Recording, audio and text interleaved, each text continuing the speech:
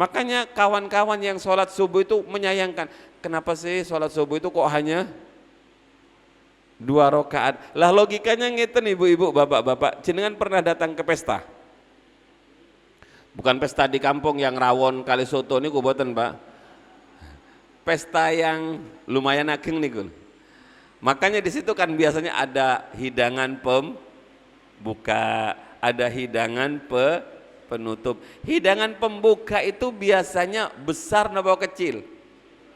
Sak mangkok kecil loh, Pak. Makanya kalau ingat pas kulo mantenan ke tambak beras niku, tetangga kulo niku digudo, dikerjain, diprank oleh tetangganya yang lain.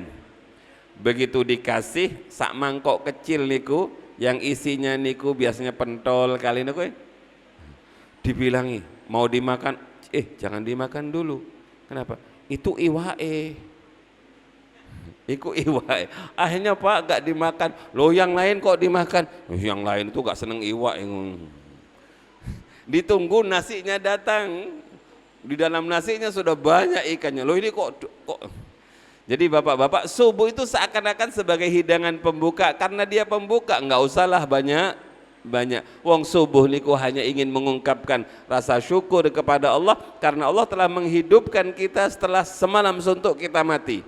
Makanya begitu kula kali panjenengan bangun dari tidur, doa yang diajarkan kepada murid TK niku, alhamdulillahilladzi ahyana ba'dama amatana. Karena semalam suntuk kita mati, semalam suntuk kita orang eling Allah belas. Maka kemudian begitu kita bangun, kita bersyukur kepada Allah setelah mengucapkan alhamdulillahilladzi ahyana, kemudian kita ambil air wudhu, kemudian kita sujud kepada Allah Subhanahu wa taala.